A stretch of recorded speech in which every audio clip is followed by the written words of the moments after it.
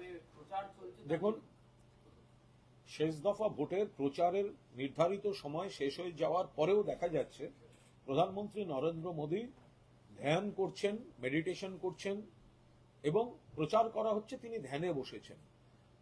ওদিকে দেখা যাচ্ছে camera, still photo, video, media, social media, অর্থাৎ ভোটে তিনি প্ল্যান বি ব্যবহার করে পুরো প্রচারটা নিচ্ছেন, ভোটারদের কাছে পৌঁছচ্ছেন, যেখানে অন্য কোনো দলের, অন্য কোনো নেতা, কোনো প্রার্থী তারা কিন্তু এই কাজটা করছেন না।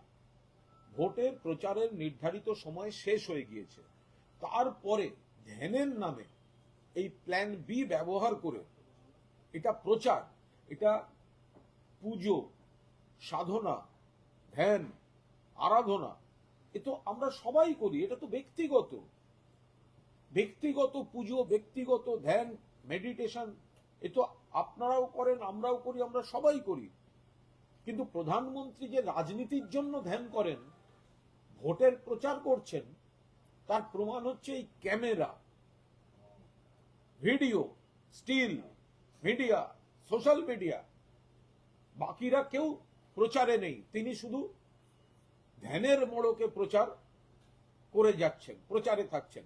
আমরা মিডিয়া, সোশ্যাল মিডিয়াকেও অনুরোধ করব যে দয়া করে এই একতরফা প্রচার, এটা কোনো মতে সমর্থন করা যাচ্ছে না, এটা হতে পারে না যে একজন ব্যক্তি তিনি নিশ্চয়ই পুজো করবেন, আরাধনা করবেন, সাধনা করবেন, ধ্যান করবেন, সবাই করেন, কিন্তু এই ভোটের প্রচার শেষ হলেই তিনি ধ্যানে বসবেন, আর যে সময়টা প্রচারের জন্য নিষিদ্ধ তিনি ধ্যান ব্যবহার করে প্রচার নেবেন, এটা কিভাবে হতে পারে?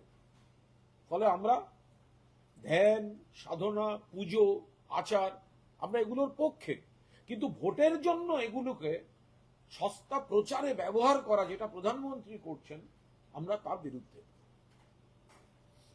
ভাঙড়ে উত্তপ্ত হয়েছে, সেখানে তৃণমূল কংগ্রেসের সঙ্গে সংঘর্ষ হয়েছে, আইএসএফ এর বেশ কয়েকজন জখম হয়েছে, বোমাবাজিতে একজন শিশু সহ 7 জন জখম হয়েছে।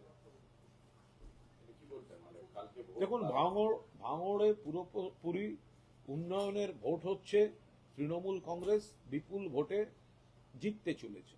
সেই জায়গাটা বিরোধীরা বুঝে গেছে, মানুষের সমর্থন তারা পাচ্ছে না, বহু জায়গায় তাদের লোকজনই নেই।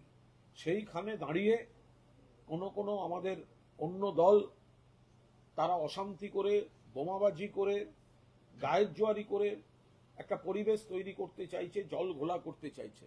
পুলিশ প্রশাসন দেখছে, তৃণমূলের কর্মীদের বলা হয়েছে অন্য দল গন্ডগোল করলেও কোনো রকম প্ররোচনায় পা না দিতে।